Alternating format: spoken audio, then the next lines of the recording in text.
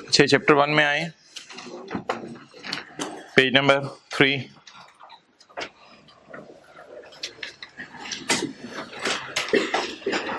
Principles of sound text system.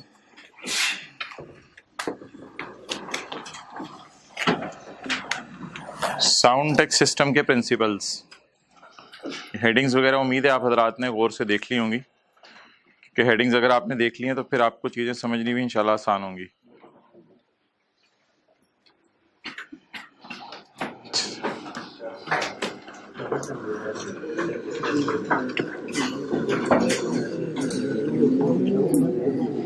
The principles of sound text system।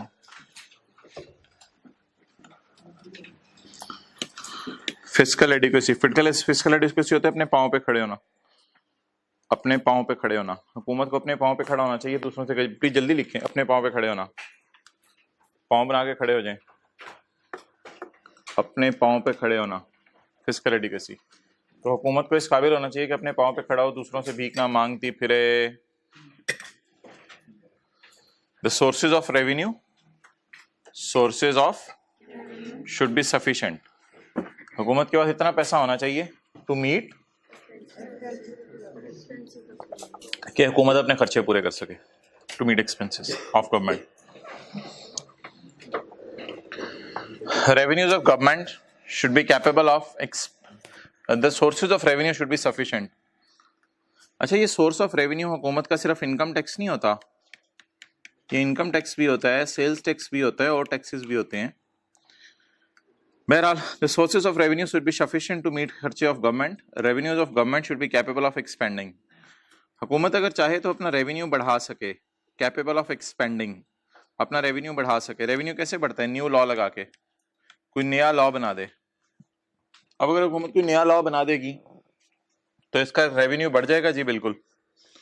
और contracting, हाँ, अपना revenue कम भी कर सकती है। कैसे कम कर सकती है? कोई पुराना लॉ खत्म करके। Annually in response to variation in public expenditure. Public expenditure क्या होते हैं? सड़कें बनाना, फला फला। अगर सड़कें वगैरह बनाने के लिए और पैसे चाहिए तो नया लॉ लगा के टैक्स लगा दें ताकि रेवेन्यू हुकूमत का एक्सपैंड हो जाए। इसी तरह कॉन्ट्रैक्ट भी हो सकता है। इक्वलिटी और थ्योरेटिकल जस्टिस, इसको तो पढ़ लिया था कल हमने। ये होता है पेज 30 और 33 और 34। हाँ, पेज 33 और 34, वो जो टेबल दिया हुआ है। Taxes charge must be based upon the ability of citizen to pay. जिसकी एबिलिटी नहीं थी 0 से 4 लाख, उसका 0% टैक्स था, और जिसकी एबिलिटी थी उसका जो है वो हमने टैक्स 35% तक लगाया था। पेज 33-34 इसकी एग्जांपल है। एडमिन फिजिबिलिटी, एडमिनिस्ट्रेशन से क्या मुराद है? यानी जो एफबीआर के एम्प्लॉइज है ना, एम्प्लॉइज वो नॉन ट्रेंड होने चाहिए या वेल ट्रेंड होने चाहिए? एडमिन तो उन्हीं के हाथ में है एफबीआर का। Tax laws should be clear and plain to the tax payers. Capable and well trained public officers. Public officer होता है कमिश्नर या उसका staff. Capable and well trained commissioner should enforce it. और time of payment should be convenient. कल पढ़ लिया था 30 जून का टैक्स, आपको पता है 30 सितंबर को जमा करवाते हैं। कंसिस्टेंसी और compatibility with the economic goals. Consistency और compatibility with the economic goals. अच्छा जी, हुकूमत का गोल क्या होता है? कि लोगों की जरूरतें पूरी करें। इस जरूरत को सामने रखते हुए लॉज बनाने चाहिए। इस बात को सामने रखते हुए लॉ ना बने कि यार एमएनएस के घर नहीं है, एमएनएस के पास गाड़ियां नहीं है, एमएनएस के बच्चों ने जो है बाहर के मुल्क पढ़ना है। ये गोल नहीं है। गोल होना चाहिए लोगों के जरूरतें पूरी हों, उन जरूरतों को पूरी करने के लिए लॉज बने। इसे कहते हैं गोल को सामने रख के चलना। कंसिस्टेंसी और कंपैटिबिलिटी विद इकोनॉमिक गोल्स। भाई टेस्ट 3 का क्वेश्चन और सोल्यूशन ले आओ, लेकिन उसमें स्लैब रेट्स लाने की जरूरत नहीं है। सबके लिए ले आना, आराम से ले आओ, कोई जल्दी नहीं। Tax laws should be consistent with economic goals of government. Tax laws economic goal of government से consistent होने चाहिए. Economic goals क्या होते हैं? लोगों का भला. ये हुकूमत का सबसे बड़ा इकोनॉमिक गोल है. रिफाह आमा के काम. The goal of government is to provide basic services for general public. तो टैक्स लॉज इस बात को सामने रख के बनने चाहिए कि एमएनएस के पास घर नहीं है, या इस बात को सामने रख के बनने चाहिए कि इकोनॉमिक गोल्स क्या हैं हुकूमत के.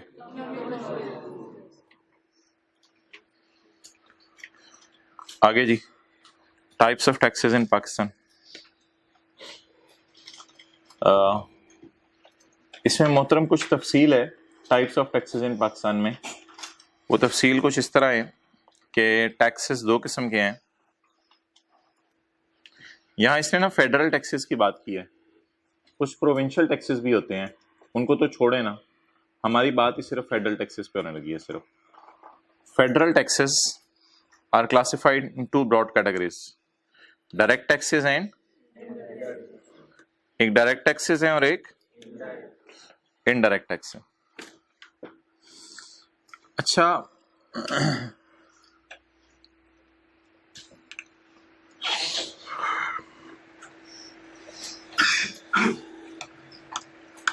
ये मैं सेल्स टैक्स के सामने लिख रहा हूं. दुकान पे जाके आपने 200 वाला आइसक्रीम का डब्बा 234 में बाय किया, तो उसके ऊपर लिखा हुआ था 200 रुपये प्राइस, 34 रुपये सेल्स टैक्स और 234 रुपये आपने पे किए. तो मुझे बताएं, ये जो 34 रुपीज आपने पे किए सेल्स टैक्स, ये आपने दुकानदार को अपनी जेब से पे किया? जी बिल्कुल. ये सेल्स टैक्स एक ऐसा टैक्स है जो हम आने वाले दिनों में पढ़ेंगे. ये हुकूमत दुकानदार से मांगती है, लेकिन दुकानदार बिल में डाल के हमसे ले लेता है. वाज़े तौर में बिल में डाल के, बिल में लिख के हमसे ले लेते हैं. इसलिए इसे डायरेक्ट टैक्स नहीं कहा जाता, इनडायरेक्ट टैक्स कहा जाता है. डायरेक्टली दुकानदार जमा नहीं कराता, इनडायरेक्टली हमारे थ्रू जमा करा देता है. लेकिन इनकम टैक्स में ऐसा नहीं होता.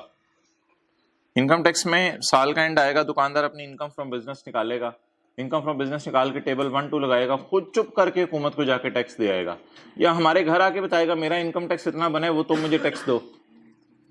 तो कभी आपने शायद दुकानों पे ऐसा ना लिखा देखा हो, इनकम टैक्स भी प्राइस में शामिल है.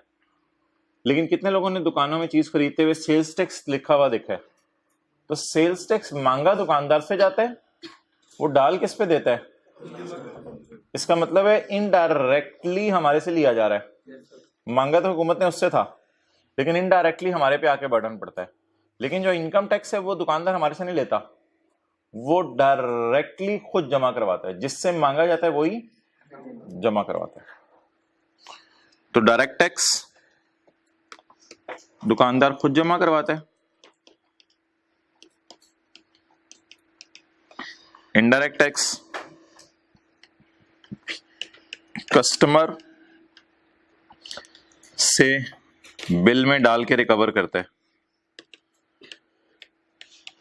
कस्टमर से बिल में डाल के रिकवर करता है. बहरहाल सेल्स टैक्स हमने पढ़ना आने वाले दिनों में.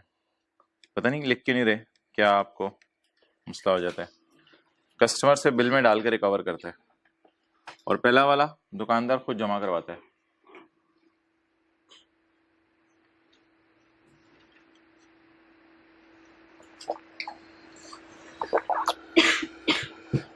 ओके,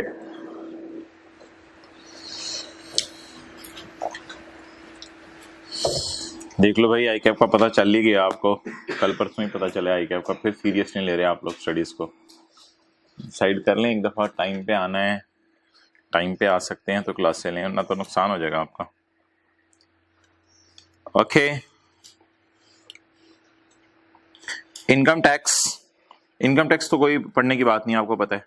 इनकम टैक्स हर साल लगता है, स्पेसिफाइड रेट पे लगता है, टैक्सेबल इनकम पे लगता है, और इसके लिए ये हेड्स वगैरह बने हुए हैं. कोई टैक्स है? अच्छा, हमारे सिलेबस में ना फुल फ्लैज 2 लॉज हैं सिर्फ, इनकम टैक्स और सेल्स टैक्स. लेकिन इधर अनलकीली हमें कैपिटल वैल्यू, कस्टम ड्यूटी और तो ये 2-3 टैक्सेस भी बहालत मजबूरी हमें पढ़ने पड़ेंगे, मजबूरी की हालत में, इससे ज़्यादा और कोई बात नहीं है इसमें। मजबूरी की हालत में इनका ब्रीफ इंट्रोडक्शन पढ़ना पड़ेगा। इससे ज़्यादा अगर किसी ने मेरे से सवाल पूछा इनके बारे में तो माजरत वो मैं नहीं बता सकूंगा, ये व्हाट्सएप ग्रुप्स वालों से सिर्फ बात कर रहा हूँ। जितना पढ़ा दिया that will be enough for paper. एक लाइन है अनलकीली कैपिटल वैल्यू टैक्स की हमारे सिलेबस में, वो लाइन ही हमने याद करनी है। Capital value tax is on different transactions such as transfer of immovable properties and transfer of rights वगैरह। कोई लीगल राइट्स होते हैं, कोई असलहा का, छोड़े ना ना मैं ऐसे ही लिख दिया, क्यों हमारे सिलेबस में नहीं आई, क्या फिर खुद मिसालें देता राइट्स की, leave it. Capital value tax immovable properties पे होता है और कोई राइट्स वगैरह ट्रांसफर करने उन पे होते हैं। किन राइट्स के ट्रांसफर करने पे? हमारी बला से। ओके अच्छा यार, सेल्स टैक्स की ये 2-3 लाइनें तो मैं नहीं आपको पढ़ा सकता, बिकॉज इन 2-3 लाइनों के ऊपर तो डिस्कशन किस चैप्टर में हो जाएगी, तो इसलिए इनको तो पेंडिंग छोड़ देते हैं। ये सेल्स टैक्स के चैप्टर में इस पर डिस्कशन हो जाएगी, बल्कि 10-15 मिनट लगेंगे ये लाइनें समझाने में। आगे चलें। Custom duty. कस्टम ड्यूटी अक्सर इंपोर्टेड चीज़ों के ऊपर लगती है, जो चीज़ें आप बाहर के मुल्क से मंगवाते हैं। तो ये इनकम टैक्स के अलावा होती है, ये भी एक टैक्स है, ड्यूटी से मुराद टैक्स है, ये आपको देना पड़ता है। और कस्टम ड्यूटी की वजह से ही बाहर से चीज़ें जो आती हैं वो अक्सर महंगी होती हैं, imported. Customs act in Pakistan specifies import and export duties. ज़्यादातर तो ये टैक्स चीज़ें इंपोर्ट करने पे लगता है, लेकिन कभी कभी ये टैक्स चीज़ें एक्सपोर्ट करने पे भी लगता है। A major portion of government revenue is collected through this tax। ये देखें, ये गवर्नमेंट का रेवेन्यू है, इसमें से इतना रेवेन्यू इनकम टैक्स से आ गया, इतना रेवेन्यू कस्टम से आ गया, यानी कहते हैं अच्छा खासा रेवेन्यू का हिस्सा गवर्नमेंट का किस कानून से इकट्ठा हो जाता है। अगर ये 100 हिस्से हैं हुकूमत के रेवेन्यू के, तो शायद 40 हिस्से जो है वो टैक्स किससे आ जाता हो, कस्टम्स एक्ट से। तो बहरहाल सिंपल सी बात लिखी हुई है, a major portion of government revenue is collected through this tax. The rate of custom duty is determined by socio economic factors. Social और इकोनॉमिक फैक्टर्स जो मुल्क में चल रहे हैं उन पे डिपेंड करता है कि रेट ऑफ कस्टम ड्यूटी क्या है। इकोनॉमिक फैक्टर्स कुछ भी चल रहे होते हैं, कई दफ़ा मुल्क में किसी चीज़ की कमी होती है वो इंपोर्ट कर लेते हैं, फिर अगर किसी चीज़ की कमी हो तो हुकूमत टैक्स कम भी कर देती है। इकोनॉमिक फैक्टर्स हुकूमत के बदलते रहते हैं। Under this act high rate is applied on luxury items such as well as less essential goods. इस लॉ में हाई रेट है लग्जरी आइटम्स पे, लग्जरी आइटम्स जैसे गाड़ियाँ, as well as less essential goods, या लेस एसेंशियल गुड्स जो हमारी हैं, मिसाल के तौर पे डेकोरेशन पीस, अब वो लेस एसेंशियल है, वो घर के लिए ज़रूरी नहीं है डेकोरेशन पीस। इस किस्म की चीज़ें अगर आप बाहर से मंगवाएं तो हुकूमत तो तप जाती है और बहुत हाई रेट है, हाई रेट है। बल्कि शायद पिछले दिनों तक ये 50% भी रेट था, यानी अगर आपने ₹1,00,000 की चीज़ मंगवाई तो 50,000 आपको हुकूमत को देना पड़ेगा। लेकिन छोड़िए, इसके रेट हमारे सिलेबस में नहीं है। द इम्पोर्ट टैरिफ, टैरिफ से मुराद tax, the import tax on industrial plant and machinery is lower. इसका क्या मतलब है? The import tariff on industrial plant and machinery is lower. Plant and machinery मंगवाने पे टैक्स कम होगा। वजह यह है कि प्लांट एंड मशीनरी जब आप मंगवाएंगे तो मंगवा के लोगों को नौकरियां देंगे, तो प्लांट एंड मशीनरी पे टैक्स कम होगा, is lower than that of as compare to consumer goods. Consumer goods की वजह से, कंज्यूमर गुड्स क्या होती हैं? जो बनी बनाई आप दे देते हैं, तो बनी बनाई ले लेते हैं, वो तो अलग है। अगर आप प्लांट एंड मशीनरी मंगवाएं तो फिर रेट क्या है?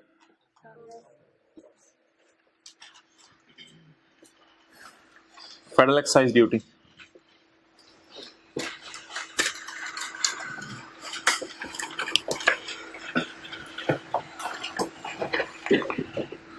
Under federal excise act, tax is charge at specified rate on produced.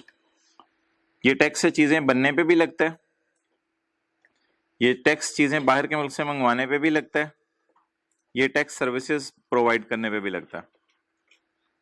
The base on which this tax is charged may be value. कई दफा चीज की कीमत पे टैक्स लग जाता है, कई दफा चीज की रिटेल प्राइस जो उसके ऊपर कीमत लिखी है उस पर टैक्स लग जाता है। वैल्यू और रिटेल प्राइस ऑलमोस्ट एक ही चीज है। कई दफा चीज के वजन पे टैक्स लग जाता है, डिपेंड करता है किस चीज पे टैक्स लगे। 3 बेसिस हैं टैक्स लगने की। Number 1 value, number 2 and number 3 weight. अच्छा, इस लॉ में टैक्स रेट लगने के लिए classification of goods is done as per harmonised commodity description and coding system. ये बड़ी आसान सा एक फिक्र है, इसको आपने समझने की कोशिश करनी है।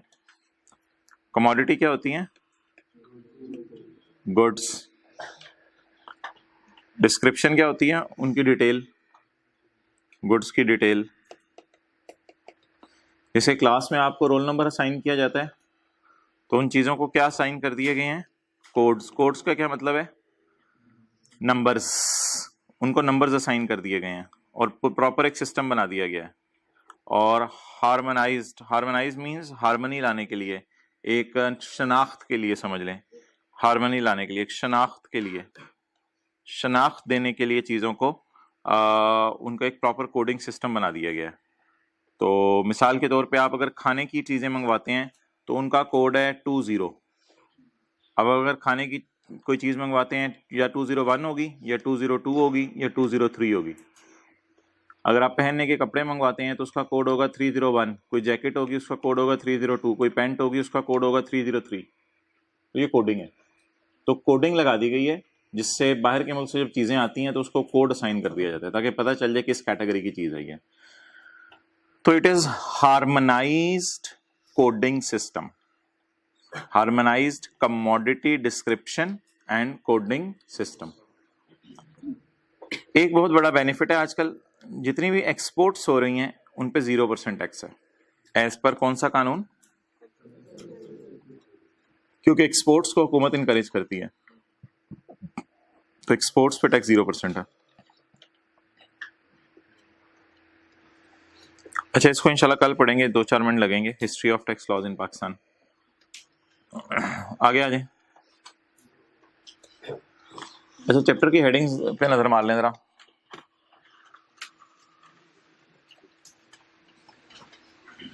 सबसे पहले था definitions of tax. Non revenue objectives 12 हैं। उसके बाद था टैक्स एज मींस फॉर, फिर था काइंड्स ऑफ टैक्सेस या स्ट्रक्चर ऑफ टैक्सेस, फिर था प्रिंसिपल्स फॉर लेवे ऑफ, फिर था कैरेक्टरिस्टिक्स ऑफ, फिर था प्रिंसिपल्स ऑफ, फिर था टाइप्स ऑफ टैक्सेस डायरेक्ट और। अच्छा जी, question number 1, primary objective of tax is to tax system is to collect revenue. You are required to list down the non revenue objectives. 10 number का है non revenue objectives. तो वो जो पहले सफे पे 12 पॉइंट है। State any 5 ways through which tax can be used for development of country. Page 2 है ना, टैक्स एज मींस फॉर। यहां आप रेफरेंस के लिए 2.1 जो कैटेगरी है हमारी, देखें इसको 2.1 हमने नंबर दिया हुआ है। Briefly explain 3 indirect taxes. Briefly explain भी करने हैं, पेज नंबर 3 और 4। You are required to state any 3 non-revenue objectives which the government can achieve by importing tax. सिर्फ 3 non-revenue objective बताने हैं। कितने में से? 12 में से। 12 में से 3 non-revenue objective बताने हैं। आगे briefly explain indirect taxes applicable in Pakistan। वही जो आज पढ़े। State 1 objective of each tax laws। ये इसमें से ना देख लीजिएगा, जो हमने कर लिए थे जो मिसिंग है उनके फिर खुद आप ऑब्जेक्टिव देख लीजिएगा। इसमें ना थोड़ी सी आपको एफर्ट घर में करनी है। देखें इधर, इसमें काफी सारों के तो हमने पेज 1 पे देख लिए थे ऑब्जेक्टिव्स, याद आ रहे हैं? जिनके कोई रह गए हैं ना इनमें से, वो फिर खुद देख लीजिएगा। कुछ चीजें 0 रेट कर दी गई हैं सेल्स टैक्स में। एक मैं मिसाल दे रहा हूँ, कुछ चीजें 0 रेट कर दी गई हैं सेल्स टैक्स में। इससे फायदा क्या होगा अगर चीजें 0 रेट कर दी जाएं, यानी उनपे 0% टैक्स लगा दिया जाए, तो इससे क्या फायदा होगा? Promotion of exports. तो 0 रेट टैक्स हमने किस पे पढ़ा इधर? एक्सपोर्ट्स पे ही पढ़ा ना।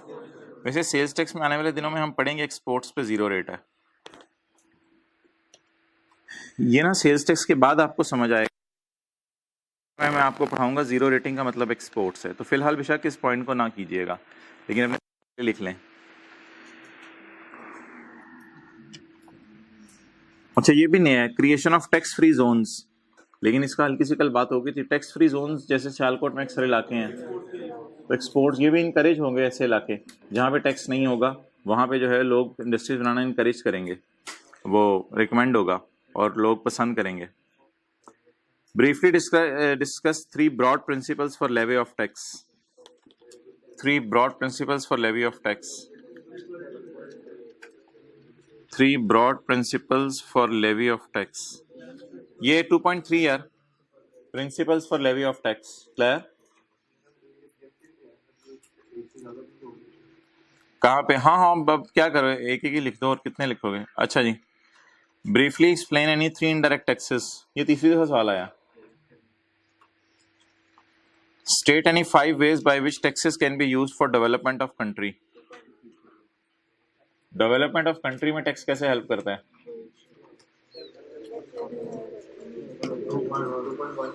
2.1।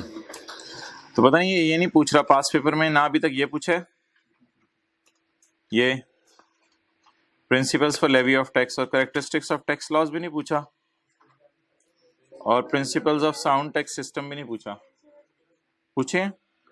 हाँ, प्रिंसिपल्स पूछे, वो क्या कहते हैं, ये मैं कहने लगा था, काइंड्स ऑफ टैक्सेस या स्ट्रक्चर्स ऑफ टैक्सेस, ये नहीं पूछा।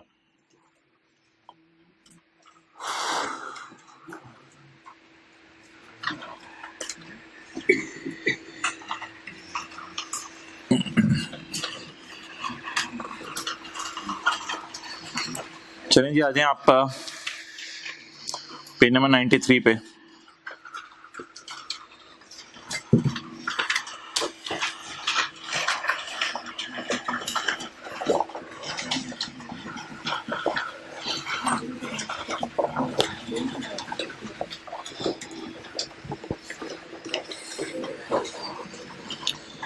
जी मोहतरम, हमने क्या कॉन्सेप्ट पढ़ा था कि अगर एम्प्लॉयर एम्प्लॉय को गाड़ी, समझिएगा जरा, अटेंटिव रहिएगा, गाड़ी, घर, लैपटॉप, ओवन, वॉशिंग मशीन हमेशा के लिए दे दे, तो फिर असूल है fair market time it is transferred minus amount paid by employee to employer. अगर एम्प्लॉयर एम्प्लॉय को कहे गाड़ी उतने अरसे के लिए रखो जितना अरसा तुम मेरी नौकरी पे हो, उसके लिए लफ्ज यूज होता है प्रोवाइडेड का। अगर गाड़ी थोड़े अरसे के लिए दी तो फिर 5 या 10%। और अगर एम्प्लॉयर एम्प्लॉय को ये कहे कि तुम थोड़े अरसे के लिए घर ले लो जितना अरसा मेरे पास हो, तो हायर ऑफ 45% ऑफ, या वो पैसे जो दिए जाते हैं अगर घर। और अगर एम्प्लॉयर एम्प्लॉय को कहे तुम मेरे से लैपटॉप, ओवन वगैरह थोड़े अरसे के लिए ले लो, तो फिर एम्प्लॉयर उसको डेप्रिशिएट करा होगा। जितनी एम्प्लॉयर की किताबों में डेप्रिसिएशन गम के नाम से रिकॉर्ड होगी, उतनी ही एम्प्लॉय को खुशी होगी, वो खुशी एम्प्लॉय की इनकम में रिकॉर्ड हो जाएगी। आज सवाल करते हैं जी। नहीं, उसमें अलग रूल अवेलेबल है, वो कर रहा होगा, लेकिन हमारे लॉ के अलग रूल अवेलेबल है।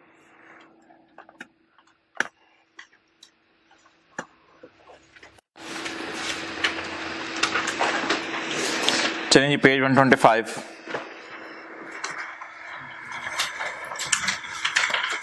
Mukarram is working as a commercial manager in Airman Engineering Limited, an unlisted public company. For the past many years, he derived following emoluments during year ended 30 June 2005. Page number 125। Basic salary है कितनी है जी? 2.5 lakh per month, और travelling allowance 11,500। चलें जी, शुरू करें।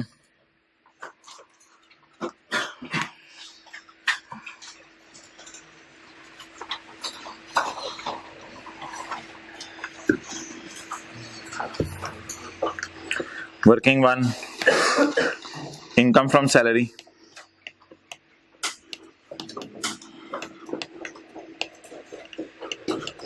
Be quick किया, बताएं जी basic salary.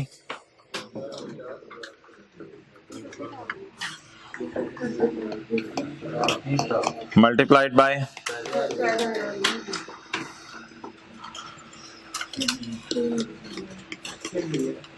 आगे क्या है जी, ट्रेवल अलाउंस मल्टीप्लाइड बाय जी 1 लाख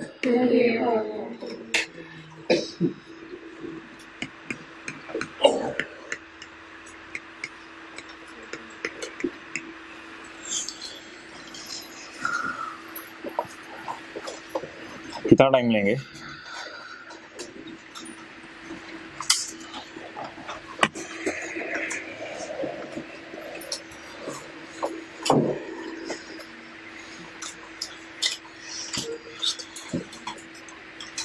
चले आगे।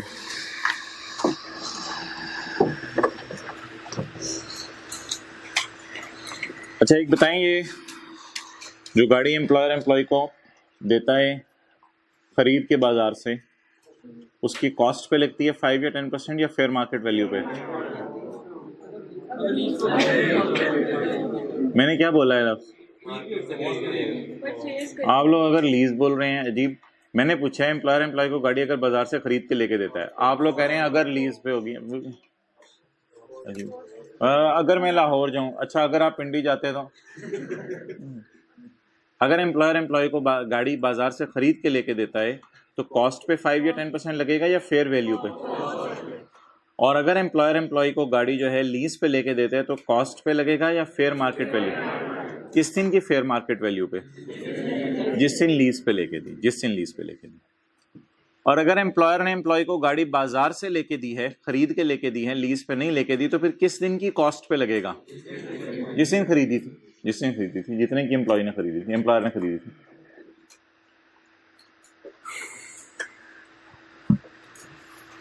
यूज्ड कार कंपनी मेंटेन का मतलब है कंपनी उसकी मेंटेनेंस वगैरह कराती है। अभी इस बात का कोई लिंक नहीं इसमें, बस used car for both business and personal use. उसको एक गाड़ी दी हुई है, किस किस काम के लिए? वो उसमें बिजनेस के काम भी करता है और घर के काम भी करता है। तो 5% ऐड करना है या 10%? 5%। दिस कार वॉज प्रोवाइडेड, ये कार उसे प्रोवाइड की गई थी या हमेशा के लिए बेच दी गई थी? दिस कार वॉज प्रोवाइडेड, ये गाड़ी उसे प्रोवाइड की गई थी। तो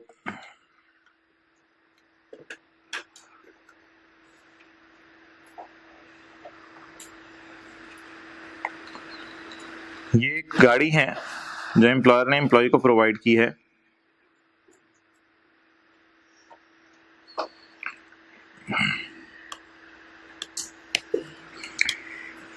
this car was provided to him, ये गाड़ी उसे प्रोवाइड की गई थी ऑन यकम जुलाई 2004। हमारा ईयर एंड क्या है?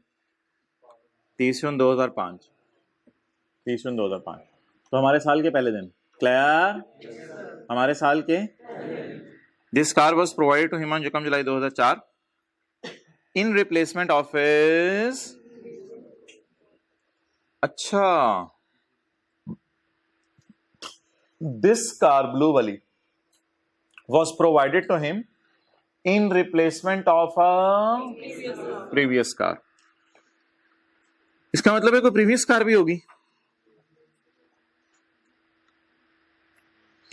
इसका मतलब है कोई प्रीवियस कार भी होगी। This car was purchase 3 years ago at a price of ₹11 lakh. ये किस गाड़ी की बात कर रहा है? ब्लू वाली की रेड वाली की? ब्लू वाली की बात करें।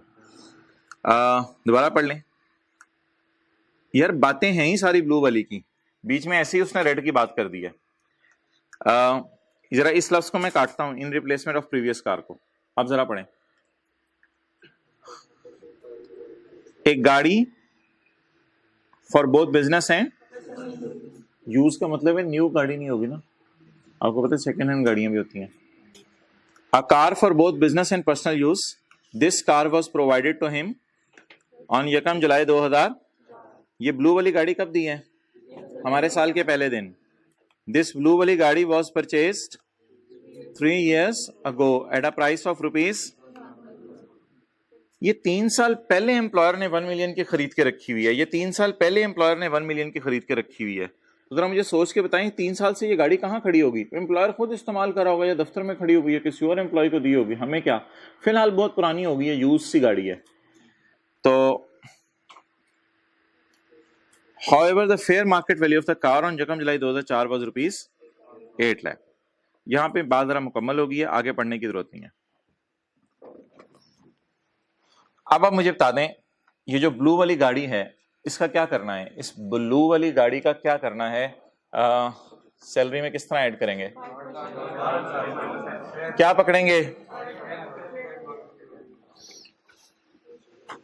ये दरवाजा खोलो, दरवाजा खोलो। नहीं, मैं फिर चला जाता हूं। ये लीज का लफ्ज कहाँ लिखा हुआ है?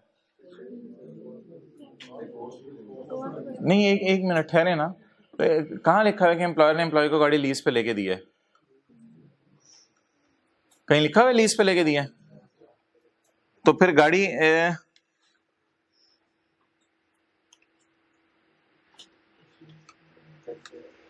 बाजार से खरीद के लेके दी हुई है या लीज पे लेके दी हुई है?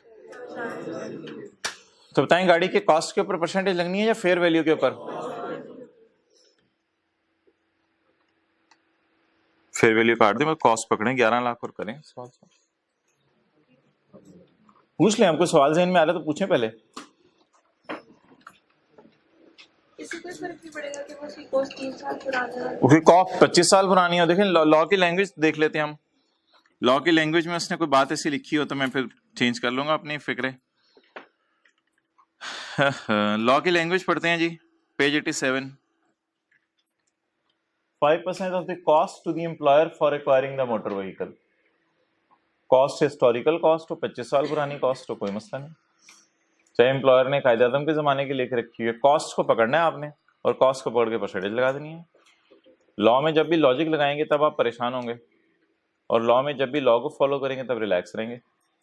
तो जब भी एम्प्लॉयर एम्प्लॉय को बाजारी गाड़ी खरीदी हुई लेके दे तो फिर गाड़ी की कॉस्ट के ऊपर परसेंटेज लगनी है। फेयर वैल्यू पे तो तब लगनी है जब लीज पे लेके दे।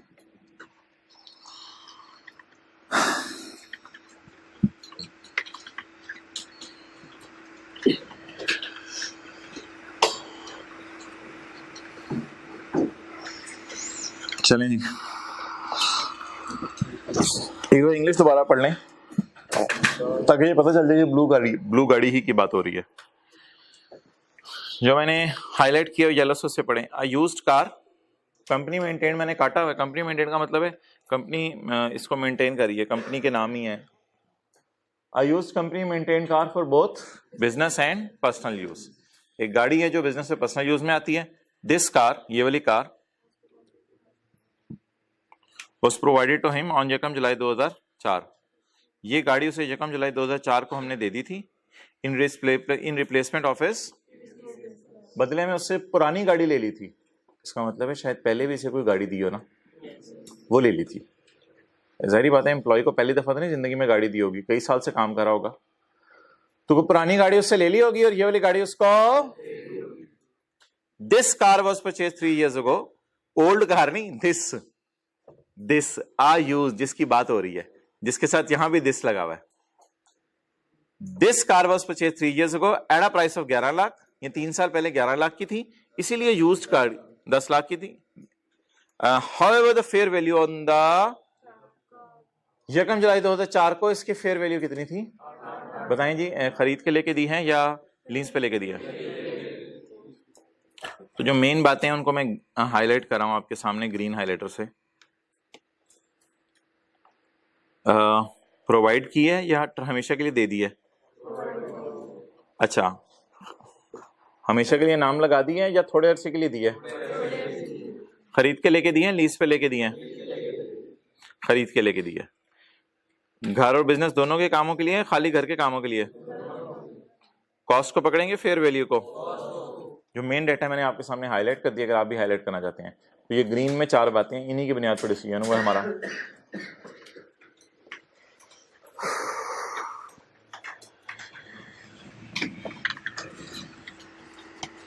जी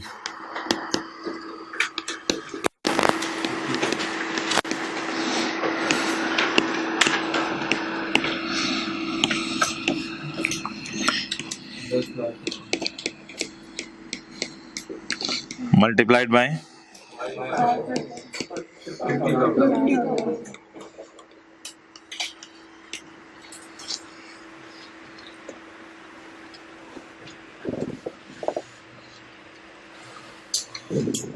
चलेंगे आगे।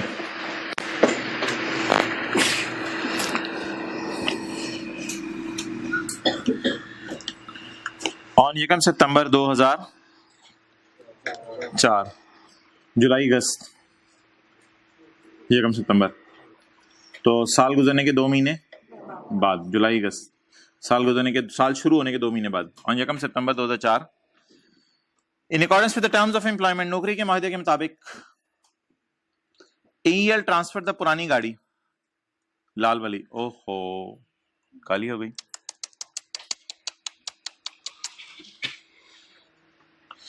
ऑन यकम सितंबर 2004 in accordance with the terms of employment AEL transferred the previous car.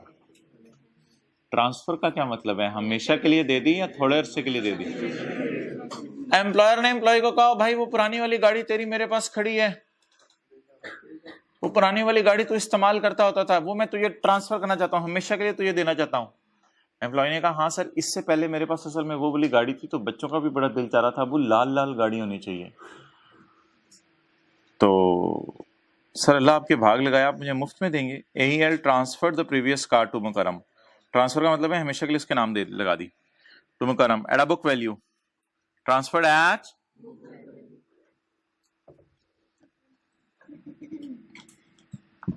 The market value at the time of transfer was where its book value was 2 lakh. अच्छा जी, अगर कोई चीज ट्रांसफर कर दी जाए तो आपको क्या रूल पढ़ाया था? अगर कोई चीज ट्रांसफर कर दी जाए तो वो जो डब्बा था, किस पेज पे डब्बा था, अभी सुबह सुबह दिखाया था 90,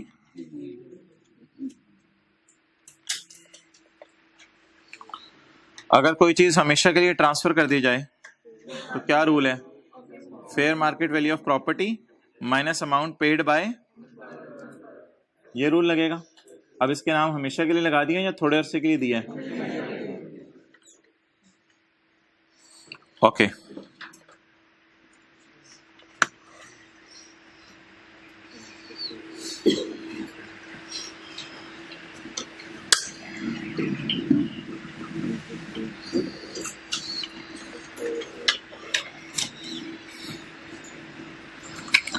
अब ये चीज के लिए हमेशा के लिए लगा दिया इसके नाम।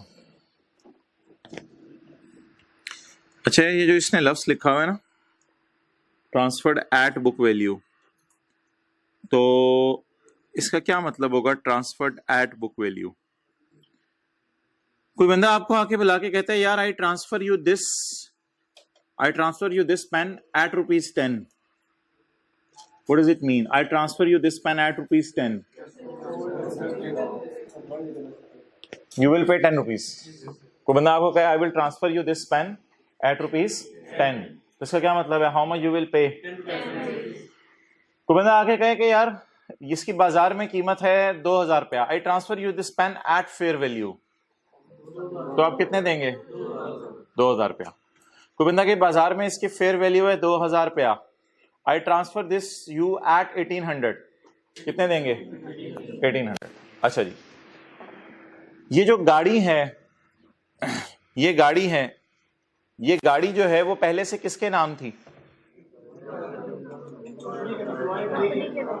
कंपनी के नाम थी ना, तभी तो ट्रांसफर कर रहे हैं। ये गाड़ी पहले किसके नाम थी? कंपनी के नाम थी। अब किसको ट्रांसफर कर दी गई? एम्प्लॉय को ट्रांसफर कर दी गई। तो अब एम्प्लॉय इसके क्या पे करेगा? पैसे पे करेगा। एम्प्लॉय इसके पैसे पे करेगा।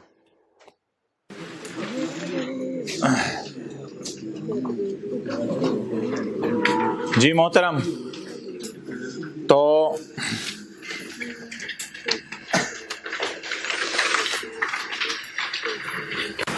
हाँ, मैं ये बात कर रहा था कि एक गाड़ी है जो कि बाजार में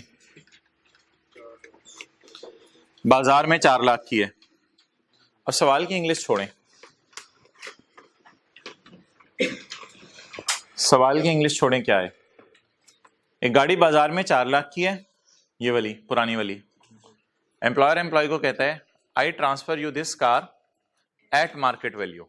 फर्ज करें सवाल ये कहता है, तो फिर 4 लाख वाली गाड़ी एम्प्लॉयर एम्प्लॉय को कितने में दे रहे हैं? 4 लाख में। एम्प्लॉयर एम्प्लॉय को कहता है I transfer you this car at free of cost. फिर एम्प्लॉय की जेब से कितने पैसे जाएंगे? 0 रुपीज। एम्प्लॉयर एम्प्लॉय को बुलाया, कहते हैं I transfer you this car at 1 lakh. तो फिर एम्प्लॉय की जेब से कितने जाएंगे? 1 लाख। मेरा सवाल है कि एम्प्लॉय की जेब से कितने जाएंगे वो आप बता रहे हैं। अगर लिखा हो कि I transfer you this car at market value, तो एम्प्लॉय की जेब से 4 लाख जाएंगे। अगर सवाल में लिखा हो I transfer you this car at free of cost, तो एम्प्लॉय की जेब से 0 रुपए जाएंगे। अगर लिखा हो I transfer you this car at 1 lakh, तो एम्प्लॉय की जेब से 1 लाख जाएंगे। और अगर सवाल में लिखा हो I transfer you this car at book value, तो इसका मतलब ये नहीं है कि बुक वैल्यू को बुक वैल्यू होने की वजह से हम ले रहे हैं। बुक वैल्यू का कोई ताल्लुक नहीं है इस कैलकुलेशन से। बुक वैल्यू तो क्या होगी? बुक वैल्यू फिर वो अमाउंट बन जाएगी जो एम्प्लॉय एम्प्लॉयर को पे कर रहा होगा। अब सवाल में जरा देखिएगा क्या लिखा हुआ है। In according to terms of employment AEL transfer the previous car to Mukarram at book value. इसका मतलब है बुक वैल्यू की फिगर इसलिए इंपॉर्टेंट है कि बुक वैल्यू वो प्राइस है जो एम्प्लॉय एम्प्लॉयर को पे करेगा एट बुक वैल्यू। और बुक वैल्यू का क्या मतलब होता है? बुक वैल्यू का मतलब होता है कॉस्ट में से जितनी डिप्रेशन वगैरह माइनस करके एम्प्लॉयर की बुक्स में आ रही है। तो एम्प्लॉय जब एम्प्लॉयर के पास आता है कि यार हमारे मुआहदे में ये तय हुआ था as per terms of employment कि पुरानी गाड़ी आप मुझे दे दिया करेंगे, तो पुरानी गाड़ी आप कितने की मुझे लगाएंगे? तो एम्प्लॉयर ने कहा बाजार में तो 4 लाख की है, तुम्हें कितने की लगा दूं? सोचता हूं तुम्हें मैं अकाउंटेंट को फ़ोन करता हूं, अकाउंटेंट यार बुक्स में कितने की आ रही है? मैंने कहा जी कॉस्ट माइनस डेप्रिसिएशन वगैरह बुक्स में 2 लाख की आ रही है, चलो यार इसको 2 लाख की बेच दो। अब एम्प्लॉय 4 लाख वाली गाड़ी के कितने पैसे दे के जाएगा? अब हम 2 लाख को इस वजह से कैलकुलेशन में लेने लगे हैं कि 2 लाख बुक वैल्यू है, या 2 लाख को इस वजह से कैलकुलेशन में लेने लगे हैं it is amount paid by employee to employer. It is amount paid by employee to employer. असल में 13 का 11 निकाले ना जरा, 13 का 11, सेक्शन 13 का 11। पता नहीं आप लोग क्या 13 का 11 समझे थे? Page number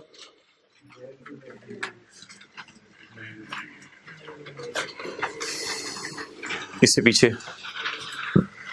page number 90। 13 के 11 में देखें रूल क्या लिखा हुआ है पहले बुलेट में। Fair market value of the property at the time of transfer less amount paid by employee to employer. इधर बुक वैल्यू का कहीं जिक्र है? कोई जिक्र नहीं है। सिर्फ हमें क्या चाहिए होता है? Fair market value of property at the time it is transferred minus amount paid by employee to employer. Fair market value में से वो वैल्यू माइनस कर दें जो एम्प्लॉय ने एम्प्लॉयर को पे।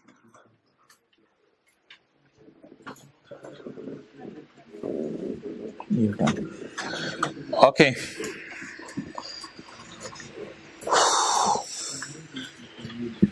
जी, अब मोहतरम बता दें car transferred,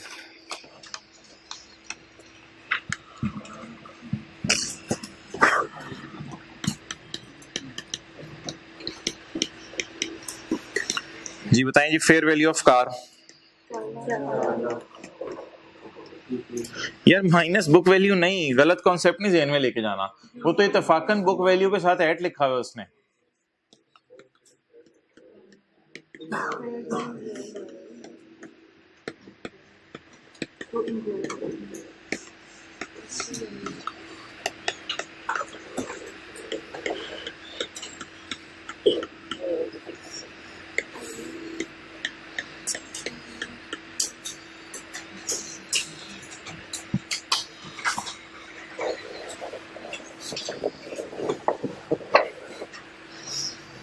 minus amount paid by employee to employ.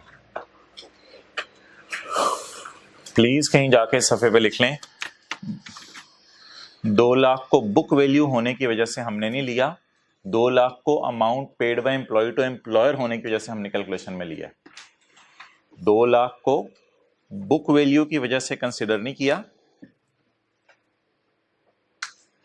2 lakh को की वजह से नहीं कैलकुलेशन में लिया, 2 बुक वैल्यू की वजह से कैलकुलेशन में नहीं लिया, बल्कि ये amount paid by employee to employer है।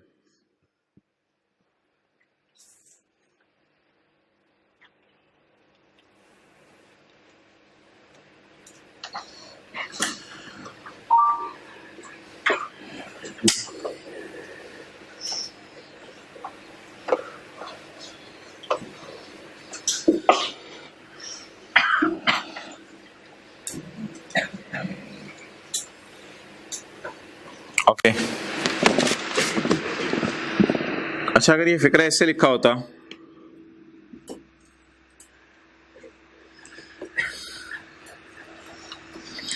On Ekam September 2004 in accordance with the terms of employment, AEL transferred the previous car to Mukarram at 1 lakh, previous car to Mukarram at 1 lakh, और आगे लिखा होता the market value of the car was 4 lakh whereas its book value was 2 lakh। Market value 4 lakh है, book value सारा फिक्रा वही है, मैंने सिर्फ एक लफ्ज बदला है, जरा देख लें। On Ekam September 2004 AEL transfer the previous, transfer का क्या मतलब है, पहले तो ट्रांसफर का मतलब बता दें। हमेशा के लिए उसके नाम लगा दिए या थोड़े अरसे के लिए दिया है? अब ये 10 या 5% गाड़ी की कॉस्ट पे लगाने का चक्कर में सोचें या फिर उसके नाम ही लग जानी है। तो AEL transfer the previous car to Mukarram at 1 lakh. At 1 lakh का क्या मतलब है? ये रोकड़ा है, ये वो लाख रुपए हैं जो कायदे आजम वाले नोट वाले दिए हैं एम्प्लॉय ने एम्प्लॉयर को। तो एम्प्लॉय ने एम्प्लॉयर को लाख रुपए दिए और उसके बदले में एम्प्लॉयर ने 4 लाख वाली गाड़ी दे दी। हाँ, किताबों में वो 2 लाख की थी। अब बता दें सैलरी में कितना ऐड होगा? 4 लाख माइनस 1 लाख। तो बुक वैल्यू को तो आप सिंपली इग्नोर कर देंगे, बुक वैल्यू को सिंपली इग्नोर कर देंगे। अच्छा, और अगर सवाल में लिखा होता On Yakam September 2004, in accordance with the terms of employment, AEL transferred the previous car to Mukarram at free of cost. At free of cost, the market value was 4 lakh, whereas the book value was 2 lakh. फिर क्या करते? 4 lakh minus 0 add कर देते, क्योंकि what is the amount paid by employee to employer? 0. तो आखिरी दफा मैं वो लफ्ज बोलने लगा हूं, बुक वैल्यू को पेपर में इग्नोर करना है। लेकिन इस सवाल में ना बुक वैल्यू को बुक वैल्यू होने की वजह से नहीं मैंने लिया था। बुक वैल्यू को बुक वैल्यू से एक लफ्ज लिखा होता at book value, I transfer you at book value. It means कि उसने इतने पैसे दिए अपनी जेब से। अच्छा जी, आप मुझे बता दें, ये रेड वाली गाड़ी किसके पास हमेशा के लिए आ गई है? मुकरम के पास। अब ये रेड वाली गाड़ी हमेशा के लिए मुकरम के पास आ गई है। अब मुकरम की जाती गाड़ी है या ये एम्प्लॉयर ने दी हुई गाड़ी है? ये कहेगा एम्प्लॉयर ने दी हुई कोई गाड़ी नहीं है, ये तो खरीद ली हमने पैसे देके। अब ये गाड़ी हमेशा के लिए हमारी, ऐसे रखें बेचें जो मर्जी करें, आगे हमें कोई पूछने वाला नहीं। ऑन यकम जून 2005, साल खत्म होने से 1 महीने पहले, मुकरम ने ये गाड़ी अपने नेबर को बेच दी 3,50,000 की।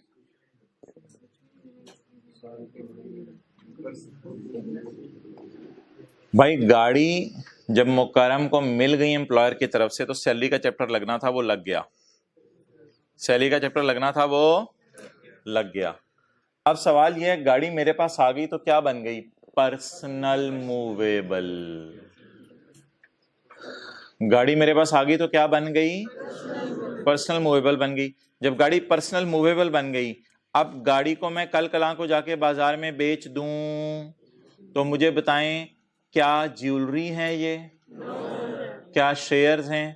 तो कैपिटल एसेट के डेफिनेशन में हमने पढ़ा था पर्सनल मूवेबल प्रॉपर्टी किसी हेड में नहीं गिरती, तो पर्सनल एसेट्स का बेचना किसी हेड में गिरता ही नहीं, तो इसलिए सेल ऑफ कार तो वैसे ही इग्नोर करेंगे। तो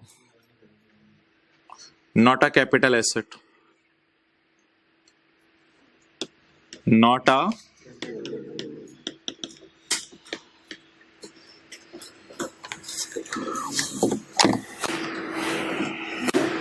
ये गाड़ी कैपिटल एसेट नहीं है, इसलिए इसका बिकना किसी हेड में नहीं जाएगा।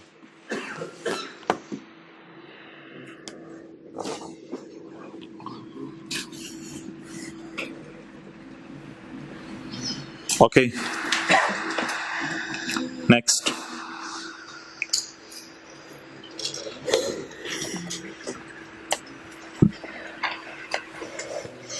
अच्छा, वो डब्बा किस सफे पे है? 90।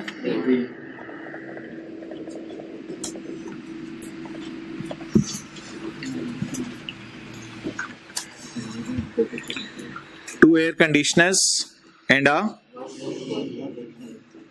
for use at home. The combined book value of these appliances was, the appliances are returnable to AEL after, AEL अपनी किताबों में इनको 10% डेप्रिशिएट करी है। अच्छा, मुझे ये बताएं, कार है, हाउस है, या नीचे वाली में से कोई कैटेगरी है? नीचे वाली में से कोई कैटेगरी है, पहला सवाल मेरा। दूसरा सवाल, प्रोवाइड किया या ट्रांसफर किया है, यानी हमेशा के लिए एम्प्लॉय के नाम लगवा दिया है या थोड़े अरसे के लिए दिया है? कैसे पता चला?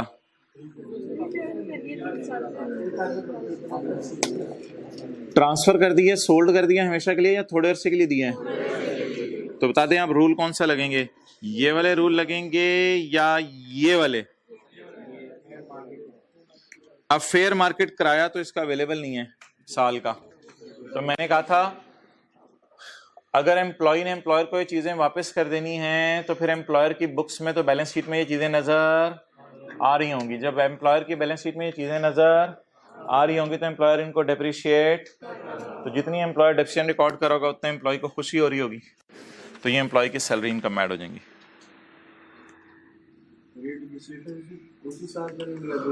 उससे 1 साल की, सिर्फ हर साल की डेप्रिशिएशन एक दफा रिकॉर्ड करेंगे। तो बताएं जी, अब क्या बेनिफिट मिला एम्प्लॉय को? वॉशिंग मंथ की बेस पे कैलकुलेशन कर लेंगे, लेकिन अभी तो पूरा साल ही इसके पास रही ना। Washing machine and AC provided या ट्रांसफर्ड?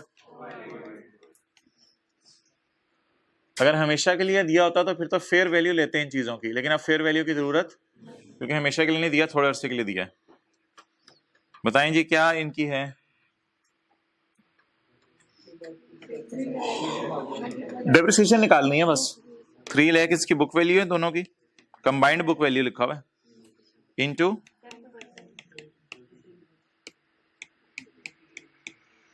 क्लियर। तो पता होना चाहिए डब्बे में रूल कौन सा लग रहा है। डब्बे में ये वाला रूल लग रहा है।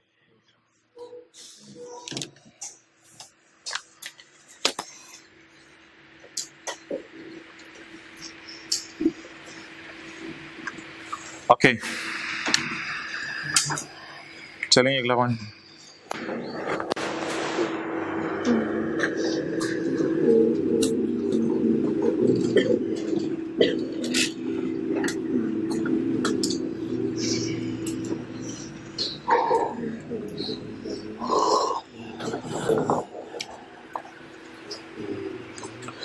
और 1 जनवरी 2005 AEL sold an item of inventory to Mukram for rupees, AEL ने मुकरम को 12,000 रुपए में एक इन्वेंट्री का आइटम बेचा। The net realizable value of the item at the end of 2 January 5 and 30 June 2005 was 22 and AEL had acquired it in July 2004 at a cost of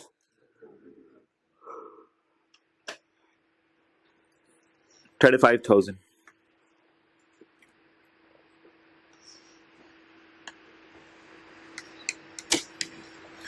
ये जी यकम जुलाई 2004 और ये है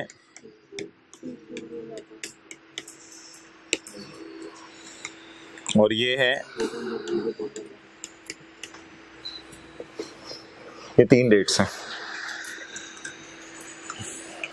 पहले जरा ट्रांजैक्शन की नेचर बता दें। सोल्ड एन आइटम ऑफ, बता दें ये कौन सा वाला रूल लगेगा, ट्रांसफर्ड या सोल्ड, क्या कार, हाउस या ये, यहाँ इन्वेंट्री नहीं लिखा हुआ, एटसेट्रा लिखा हुआ है, जो मर्जी चीज आ जाए। तो fair market value of the inventory minus amount paid by employee to, fair market value किस दिन की, जिस दिन उसने इन्वेंट्री से ट्रांसफर की, minus what is amount paid by employee to employer. ओहो, क्या चीज होती है, वो पैसे होते हैं जो एम्प्लॉय ने एम्प्लॉयर को दिए, एम्प्लॉय की जेब से जो पैसे गए, जो रोकड़ा गया। ऑन यकम जनवरी 2005 AEL sold inventory to Mukarram for 12,000। बताएं इस दिन एम्प्लॉय की जेब से कितने पैसे गए यकम जनवरी 2005 को। What is this amount paid by employee to employer. अच्छा जी, NRV of inventory was, NRV of inventory at the end of यकम जनवरी 5 and 30 June 5 was 22,000 and 24,000. AEL had acquired it at a cost of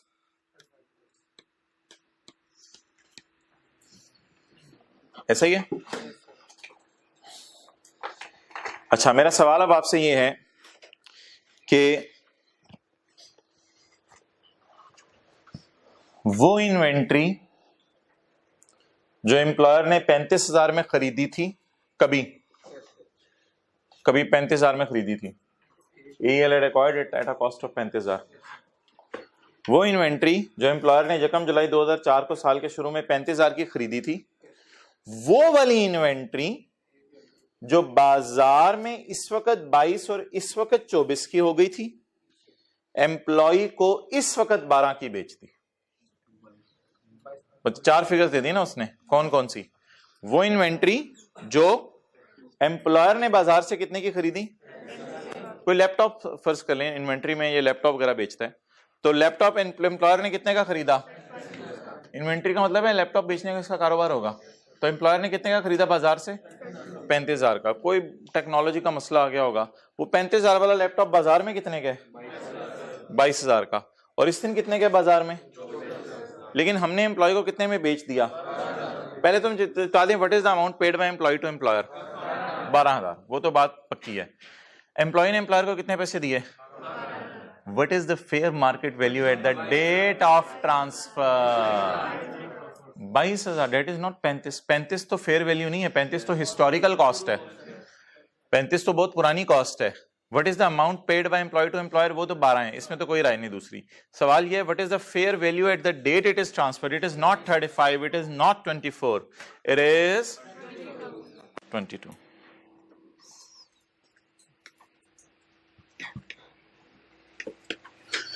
तो इन दोनों को cross कर देते हैं, 22 - 12 will be my income from salary.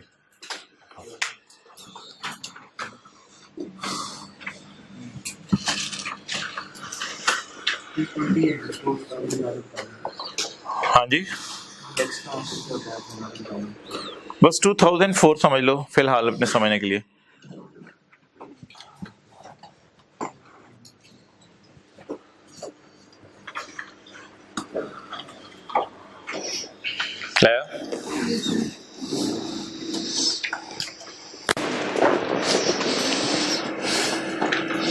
आप बताएं जी क्या रूल लगेगा, बोलें। इन्वेंट्री ट्रांसफर्ड या सोल्ड, वही 13 का 11 लगेगा। बताएं जी क्या फेयर वैल्यू है? Minus amount paid by employee to employer,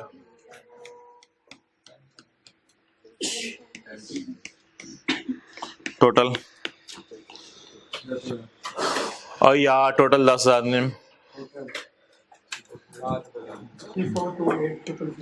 3428। भाई कल चैप्टर 1 याद नहीं कर सके, आज याद कर लीजिएगा प्लीज, टाइम नहीं मिलना। ये सवाल भी करना है आपने एक दफा, इसलिए आज आगे सैलरी में ज्यादा नहीं पढ़ाया ताकि चैप्टर 1 आप कर लें। चैप्टर 1 to 3 में से 10 नंबर का सवाल आता है। Okay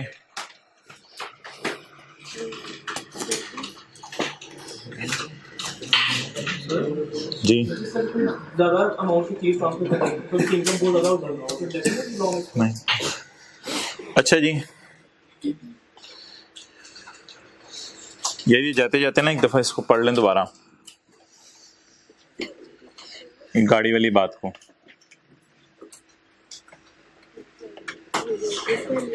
sorry, a car for both business and a used car से मुराद है न्यू या सेकंड हैंड? कोई सेकंड हैंड गाड़ी थी, कंपनी मेंटेन कर रही है, यानी एम्प्लॉयर ने एम्प्लॉय को हमेशा के लिए नहीं दी, अभी कंपनी के पास ही है। हाँ, used car both for business and personal use, और यही गाड़ी आ यूज्ड कार जो है, this car was provided to him on 1 July 2004। ये गाड़ी हमने उसको 1 जुलाई 2004 को दे दी है इन रिप्लेसमेंट ऑफ प्रीवियस कार, पुरानी कार के बदले। दिस कार, इसी कार की बात हो रही है, दिस कार यानी यही वाली कार जो आ यूज्ड वाली है। This car was purchased 3 years ago at a price of 10 lakh, however the fair market value was, आप बता दें कॉस्ट पे लगाने 5 या 10 या फेयर वैल्यू पे? अब अगली गाड़ी की बात शुरू होगी, कैसे?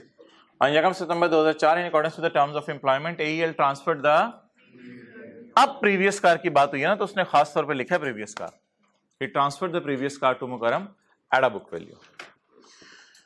ओके, उसमें आए वो जो हम पढ़े थे अकोमोडेशन का रूल।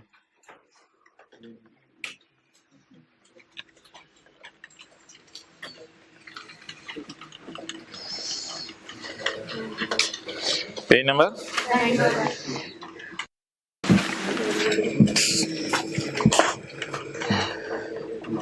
91।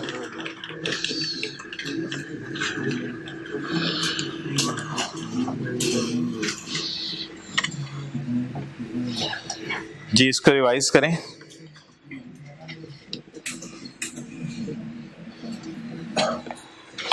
पहली एग्जांपल हमने क्या की थी? एम्प्लॉयर ने एम्प्लॉय को 2 ऑप्शंस दिए हैं, पेज 91।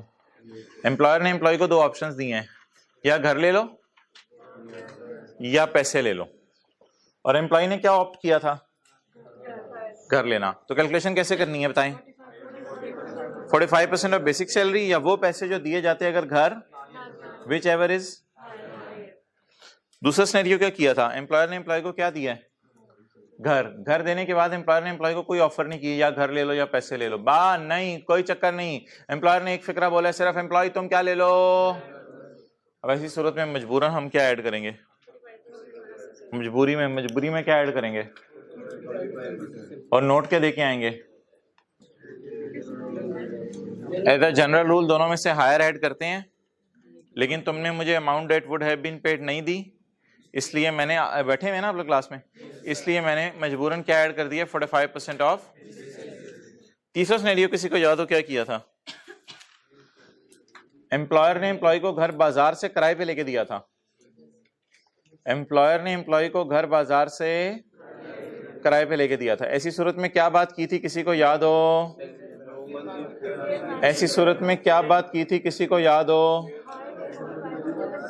हम higher of 45% of basic salary और फेयर मार्केट रेंट कर देना। ये बात कितने लोगों को याद है? Higher of 45% of basic salary, या fair market rent, which ever is higher, वो सैलरी में ऐड करते हैं। ओवर।